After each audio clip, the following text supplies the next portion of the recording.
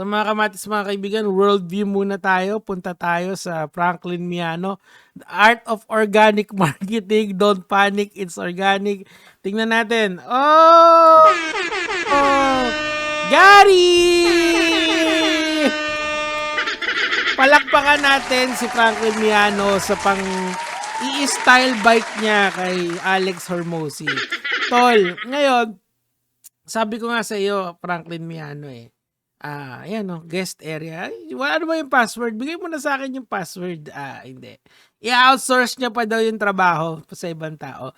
Now, at least alam na natin kung ano yung nangyari dito. In-outsource niya yung trabaho, kaya medyo sloppy.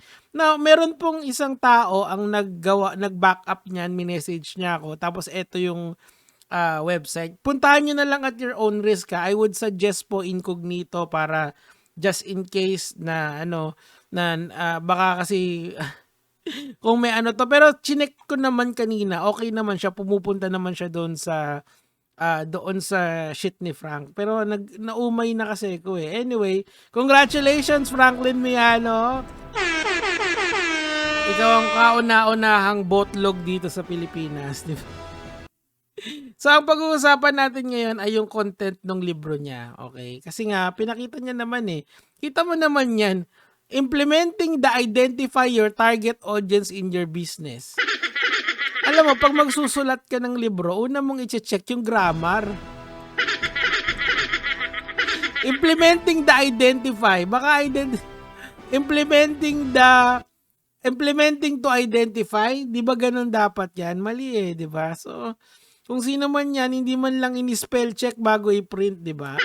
Kasi I do believe mga kamatis, mga kaibigan, sa aking pagsusuri po, ay ginagamit niya lang tong libro niya for marketing purposes. Right? Kasi matagal na nating alam na may libro siya. And according to him, kay Chinkitan pa daw, mamaya papanoorin natin lahat yon. Kukumpletuhin natin yung konteksto. Ayan. Disclaimer, itong book na to ay mga marketing strat ko para sa mga produkto ko, di ba? Actually, totoo naman yun. In fairness sa kanya, marketing strategy yun. Di ba? Yung sa apparel, ano nangyari doon, di ba? Sa apparel clothing line niya, ano nangyari doon, boy? Di ba nandito yan? Teka. Hanapin natin. Unang-una yan Ayan di ba? Phenomenon pala. Ayan phenomenon. Anong nangyari dyan, bata? Anyway, pakinggan natin siya. Kasi yan parang sinasabi niya, yan daw yung 22 secrets niya. And we will learn about the nature of this book. Kasi I do believe mga kamatis, mga kaibigan, it is just para i-produce yung image na genius siya. At age 23, walang diploma, nakapagsulat siya ng libro, 22 Secrets, at multi-millionaire na siya. Kita nyo, itong negosyo pa lang na to, di ba naalala nyo yung Fino na yan? Pero mamaya na yan.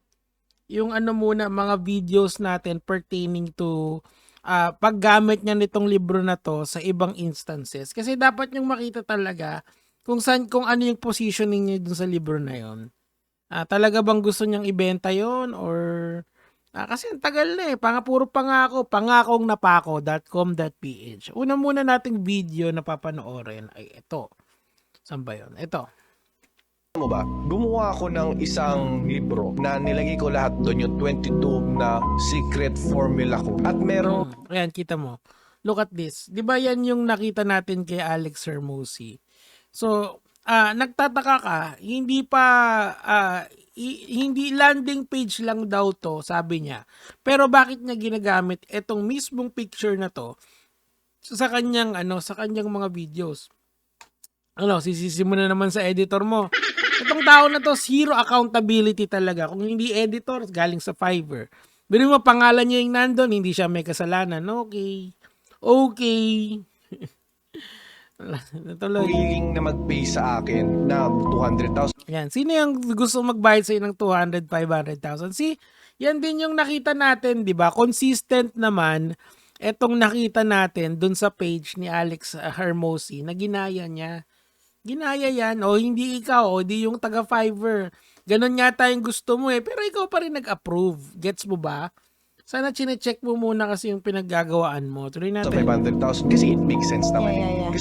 It makes sense, no? Kaso hindi niya mailabas. Kasi kung 10 times yung laki ng business mo, kasi yung investment do 200,000, meron na siyang ROI. Pero alam mo ba, itong book na to is 22 na formula na hindi ko sinasabi sa iba. Pero dito lang sa book na to sinabi ko. Ano ba yung mga secrets na yan? Kasi yung fee, no, nandun eh. Di ba hindi naman yata kumita yun. Temporarily closed for 3 years. Nice one. Galing talaga ng mga story mo, Franklin Miano. Tuloy Pero hindi natin. pa siya nilalabas. Oh. This coming year ko siya ilalabas. Kailan ba yung this coming year na yan? Kasi sabi mo dun sa IG mo, 2023 mo ilalabas. Ngayon, 2024, end of the year naman. Ano ba talaga yung totoo? Franklin Miano. Tsaka kita mo naman, i-spell checkin nyo minsan, di ba? Meron akong Google form na kung saan nila ilalagay yung kanilang information. Bakit mo hinihingi yung information nila?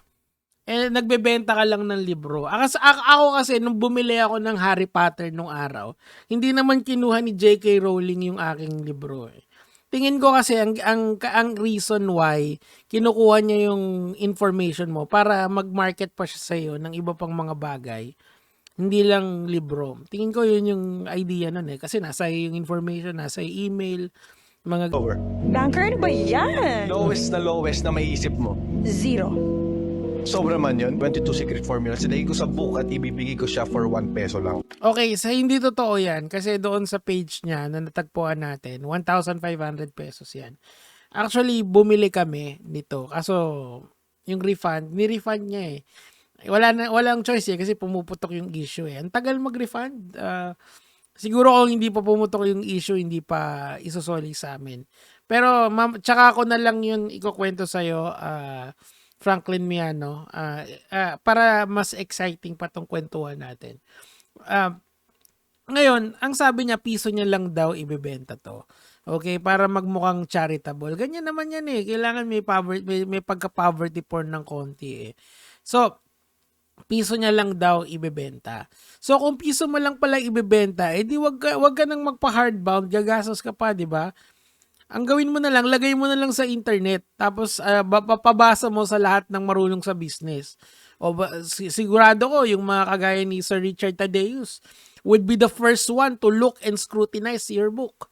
Kaso wala eh, puro delaying tactics na lang eh. Delaying tactics ngayon, delaying tactics bukas makalawa. So, alam niyo yun mga kamatis, mga kaibigan, I do believe talaga na itong libro niya na ginawa niya to, it is only there para i-position siya as some sort of guru. Pero totoo lang, it is yet to be seen kung ano yung silbi nitong libro na to. Diba? Yan, yan siya yan, diba? Yan, organic o rich, earning my 8 digits monthly net income.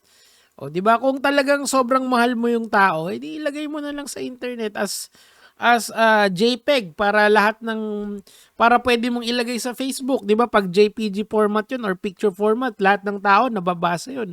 Wag mo nang ilagay as PDF format. So, there are many ways for you to spread this book. Pero ang problema, hindi mo naman hindi mo naman kinakalat yung libro eh. It is just their design para magmukhang matalino talaga. Pero the truth is coming out soon, padahan-dahan ng padahan-dahan, di ba? Ang nangyari doon sa landing page mo, biruin mo, author ka ng libro, kaparehas ng landing page mo kay Hermosi. Tapos ang masakit pa doon, siya din ang gumagamit ng landing page na yon as a tool para i-control niya yung narrative na he is some sort of genius. Ayan, kitang-kita yan, kitang-kita. O siya yan, di ba yan yung nakita natin in the past few days? Anyari sa'yo, Franklin Miano? Anyway, galingan mo pang mag-explain. You will explain yourself in the online or ikaw din, baka mahirapan ka magbenta ng course, di ba? I will make sure of it. O yun lang naman yung sa akin, kaya mga lods, mamaya ulit.